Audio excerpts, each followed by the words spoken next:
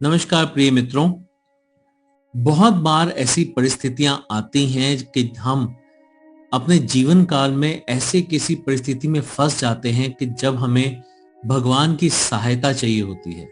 हम भगवान से कुछ मांगते हैं कि हे भगवान, मेरे लिए ये कर दो, मेरे लिए वो कर दो। और कई बार ऐसा होता है कि हम इतनी ज्यादा पाठ पूजा करते हैं, इतने पुण्य कमाते हैं कि भगवान सामने से खड़े होकर किसी न किसी माध्यम से हमसे खुद पूछते हैं कि मांगो, मांगो तुम्हें क्या चाहिए। और जब ऐसी परिस्थिति हमारे सामने आती है तो हम कुछ भी अटपटा सा मांग लेते हैं। हमें समझ में नहीं आता कि हम क्या मांगे और क्या ना मांगे। तो आज के हमारे इस वीडियो का जो टॉपिक है वो है कि भगवान से हम क्या मांगे। तो भगवान से मांगने के संबंध में मुझे एक कथा याद आती है कि एक बार भगवान कृष्ण अर्जुन को साथ लेकर घूमने निकले। जाते जाते घने जंगल में जा पहुंचे। कुछ और आगे बढ़े तो वहां पर सुनसान मैदान आ गया। कोई पेड़ पौधा कुछ भी नहीं था। बहुत ही गर्म ऋतु थी, बहुत गर्म मौसम था, बहुत ही गर्म हवा चल रही थी। अर्जुन को बहुत जोर से प्यास लगी, लेकिन कहीं पर भी पानी दिखाई नहीं दे रहा था। उन्होंने भगवान से अपने प्यास की बात बताई तो भगवान ने कहा कि पता लगाओ कि कहां पानी मिल सकता है और जाओ अपनी प्यास बुझा कर आओ। तलाशने पर जब दूर एक झोपड़ी दिखाई दी तो अर्जुन को वहां जाने के लिए भगवान श्री कृष्ण ने कहा। अर्जुन ने वहां जाकर देखा कि एक सन्यासिनी, एक तपस्विनी वृद्धा मां बैठी हैं और उसके पास पानी का एक घड़ा रखा है।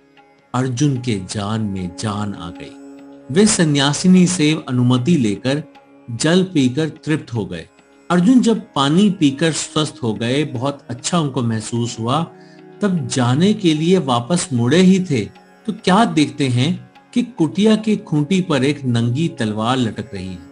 अर्जुन ने मन ही मन सोचा कि 80 वर्ष की अवस्था वाली तपस्विनी बुढ़िया ने अपने पास तलवार क्यों टांग रखी है और वो भी नंगी।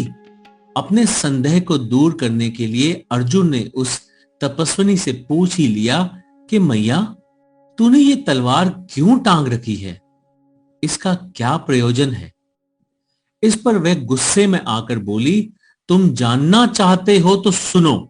इसे इसलिए टांग रखा है कि यदि अर्जुन और द्रौपदी मिल गए तो उनके सिर काट लें।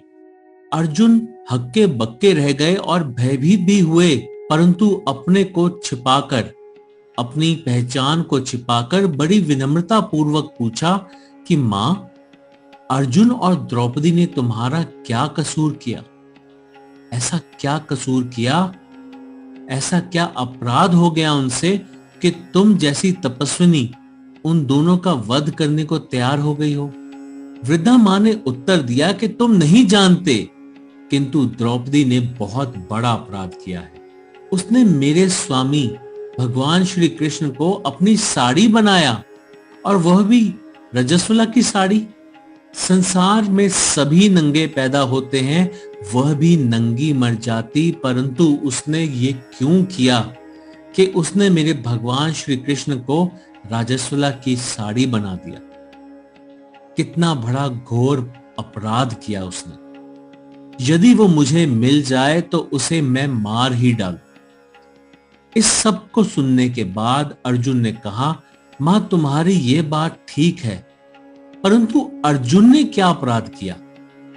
अब अर्जुन का क्या अपराध है जो तुम उसका भी सिर काटना चाहती हो?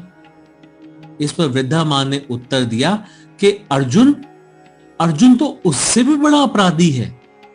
जिसकी पूजा करनी चाहिए उनसे घोड़े चलवाए, जिनके चरणों में बैठकर सेवा करनी चाहिए उस भगवान को अपना सारथी बनाया, उनके हाथों में चाबुक और लगाम दे दी।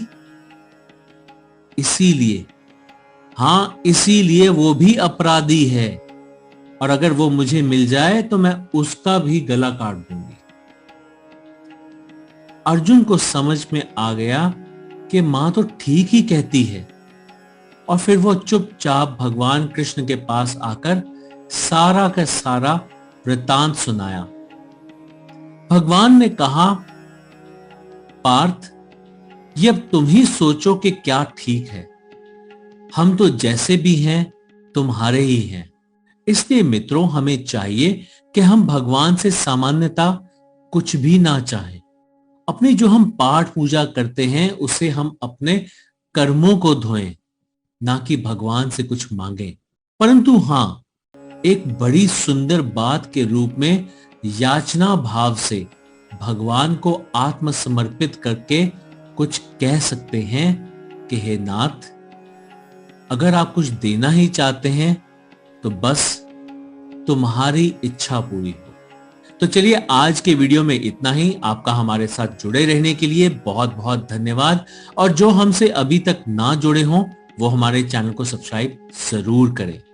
इसके अलावा अगर आपको हमारा वीडियो पसंद आया हो और लाभप्रद लगा हो तो आप हमारे वीडियो को लाइक और शेयर जरूर करें। So thank you very much for going through this video. Stay happy, stay blessed, stay safe. Have a nice day ahead. Take care. Goodbye.